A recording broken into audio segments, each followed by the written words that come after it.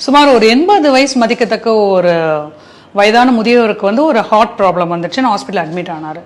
ஒரு 3 மணி நேரம் தொடர்ந்து போராடி டாக்டர்ஸ் அவரை காப்பாற்றிட்டாங்க. அவர் டிஸ்சார்ஜ் போகிற அன்னைக்கு அவருக்கு பில் கொடுக்கப்பட்டது. பில்லை பார்த்தோன்னே அதில் 8 லட்ச ரூபாய் இருந்தது. அந்த பெரியவர் தேம்பி தேம்பி அழ ஆரம்பிச்சிட்டார். யாரால அவரை கண்ட்ரோல் பண்ணவே முடியல. என்னங்க ஏதாவது பண்ணுதா, திரும்ப ஏதாவது பெயின் வந்திருக்கா அப்படின்னு நர்ஸ் கேட்குறாங்க, டாக்டர் வராங்க. அவர் பதிலே சொல்லாமல் அழுதுகிட்டே இருக்கார். அப்புறம் அந்த சீஃப் வருவார்ல, சீஃப் கேட்குறாரு, என்னங்க பெரியவர் ஏதாவது உங்களுக்கு பிரச்சனையாக இருக்கா, இல்லை சர்ஜரி பண்ண இடத்துல ஏதாவது வலிக்குதா, ஏன் அழுதுட்ருக்கீங்க? அவர் திரும்ப பில்லை பார்த்துட்டு அழறாரு. ஓ, உங்களுக்கு பில் அமௌண்ட் ஜாஸ்தியாக இருக்க மாதிரி தோணுதா? சரி பரவாயில்ல, நான் ஹாஸ்பிட்டல் மேனேஜ்மெண்ட்டில் பேசி உங்களுக்கு டிஸ்கவுண்ட் கூட வாங்கி கொடுக்குறேன், அழாதீங்க ப்ளீஸ் அப்படின்னு சொல்கிறாங்க. உடனே அந்த பெரியவர் சொல்கிறாரா, நீங்கள் 8 லட்சம் இல்லை, நீங்கள் 10 லட்சம் கூட பில் கொடுங்க, எனக்கு அதை பற்றி பிரச்சனை இல்லை, ஆனால் ஒரே ஒரு விஷயம் தான் எனக்கு உறுத்திக்கிட்டே இருக்குது அப்படிங்கிறாராம். திரும்ப அழ ஆரம்பிக்கிறாரு.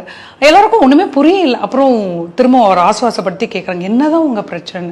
அப்படி இல்லைப்பா, எனக்கு 80 வயசு ஆகுது, இத்தனை நாள் என்னோட இதை பாதுகாத்துட்டு இருந்த கடவுள் என்கிட்ட 1 ரூபா கூட பைசாவா கேட்கல, ஆனால் ஒரு 3 மணி நேரம் தான் நீங்கள் அதை பார்த்துக்கிட்டீங்க, அதுக்கு நீங்கள் 8 லட்ச ரூபாய் நீங்கள் பில் போட்டிருக்கீங்க.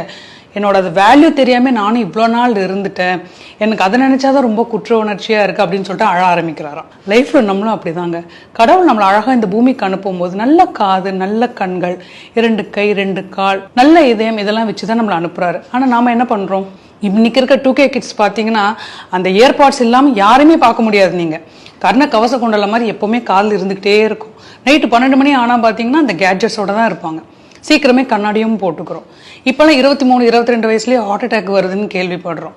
கடவுள் கொடுத்த இந்த ப்ரெஷியஸான, இந்த விலை மதிப்பில்லாத இந்த உறுப்புக்களை நம்ம வேல்யூ தெரியாமல் நிறையா அழிச்சுக்கிறோம். அந்த மாதிரிலாம் இருக்காதீங்க. கடவுள் கொடுத்த இந்த அற்புதமான இந்த பொக்கிஷங்களை பாதுகாத்து இன்னும் நிறைய உங்கள் இலக்குகளை அடையிறதுக்கு அதை உபயோகப்படுத்திக்கோங்க. இந்த நாள் உங்கள் அனைவருக்கும் இனிய நாளாக அமையும். வாழ்த்துக்கள்.